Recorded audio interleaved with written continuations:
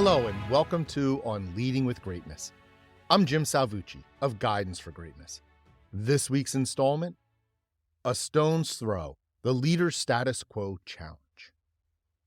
Well, I'm hanging on to a solid rock. Bob Dylan.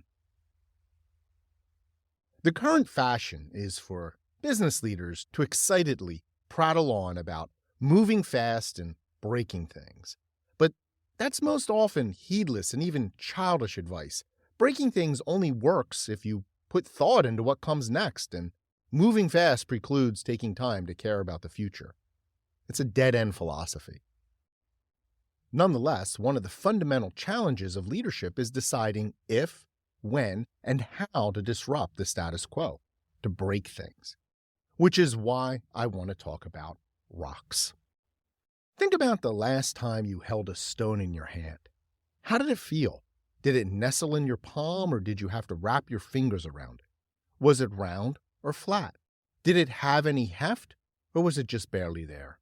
Maybe it conjured pleasant childhood memories of skipping stones, or perhaps the stone suggested some weightier connection for you.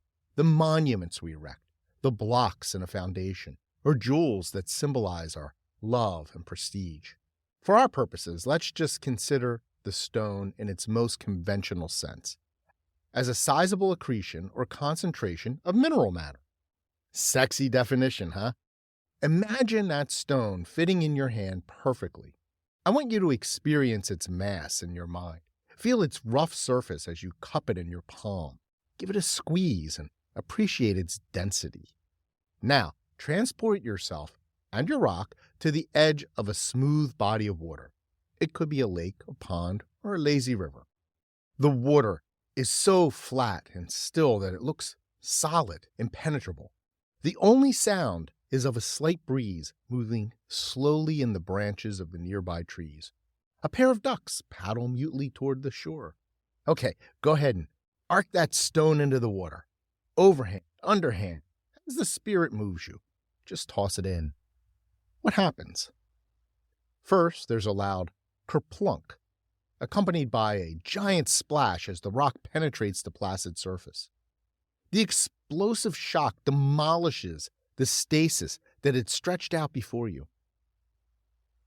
The ducks take to the air in a fright at this disruption of their status quo.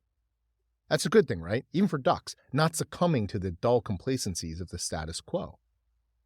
Generally, yes, but as Timothy Snyder observes, negating an illusion does not generate substance. When I was developing my business, Guidance for Greatness, the first name my branding coach proposed was No More Status Quo. Initially, that name appealed to me, but something was off. By starting with no, it promised rejection and destruction, while saying nothing about construction. While breaking things may be necessary to progress, true leadership is about building something new and better. The status bro versus the big splasher.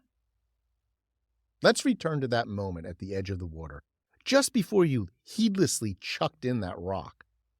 Think of this scene as a workplace. Just as there are two extreme options, do nothing or toss a stone, there are two types of bosses. There is the boss who is perfectly satisfied with just pocketing that rock and leaving the water in its calm state indefinitely, who wants as little disruption as possible, who wants to play it safe, who wants to carry on with as little carrying on as possible. We'll call that one the status bro. And there's the boss who is wantonly driven to mess things up, who's frantic to chuck that rock in, who thrills at the disruption of tranquility. How dare those smug ducks float there so contentedly, who mistakes mayhem for forward motion. This one is the big splasher. The first boss doesn't take into account that the smooth surface is just a surface. Its smoothness masks all that takes place beneath and all that can happen above. It's by definition liminal, meaning neither in this place nor that place. Neither water nor air. A surface is a place of transition between one state and another, but is itself nowhere and nothing in particular. The status quo is the same, liminal. It's neither this nor that.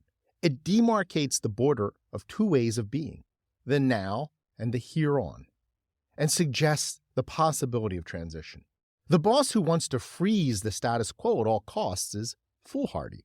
It's a cowardly stance. Whether from disturbance above or below, no matter how seemingly solid, the surface will certainly transform, and the boss best be prepared. As silly as the status bro is, though, the big splasher can be worse. The big splasher clearly has no regard for repercussions.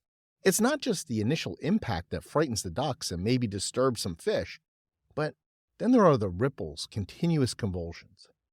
As subtle and smooth as they seem, they can be quite turbulent. If you've ever been on a small boat when a larger boat zips by, you know what I mean.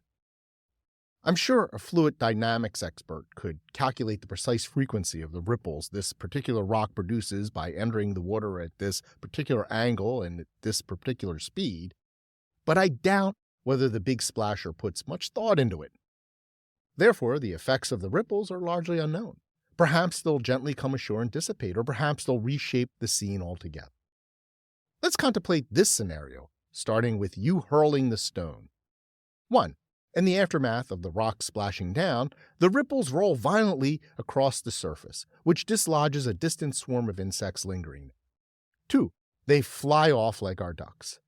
3. Below the surface, fish had been schooling beneath the swarm, enticed by the prospect of a tasty meal.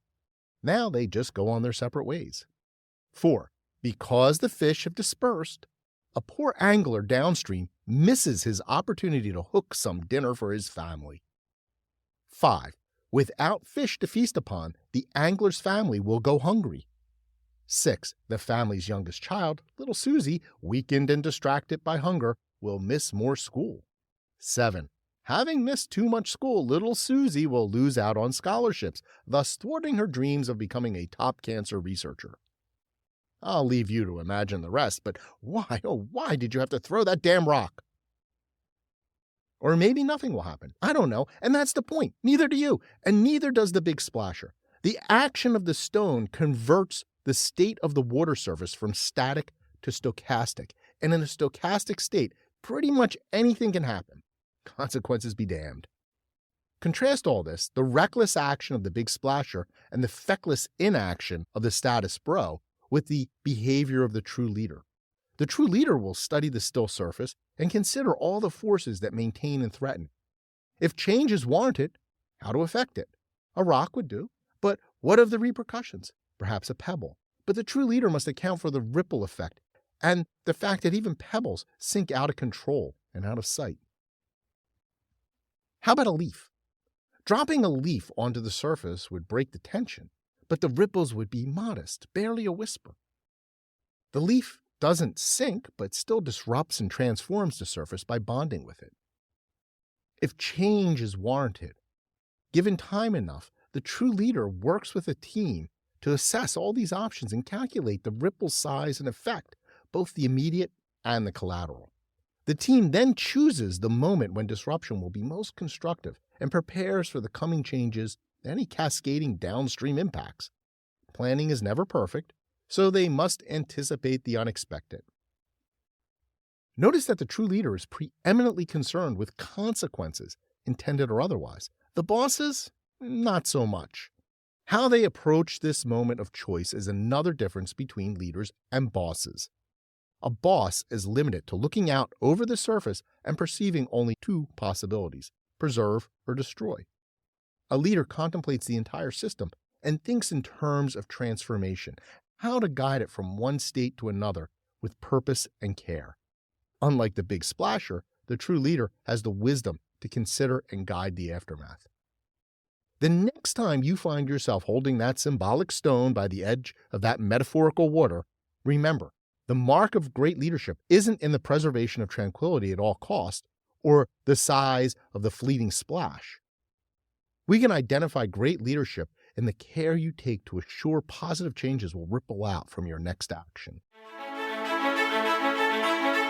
How do you approach decisions about disruption and stability as a leader? How do you account for the consequences? Leaders constantly make decisions on how to approach the status quo, and I can help. Unlock the great leader within. Download my free resource, the Transform to Greatness Toolkit, now at thegreatleadershiptoolkit.com. I look forward to hearing from you.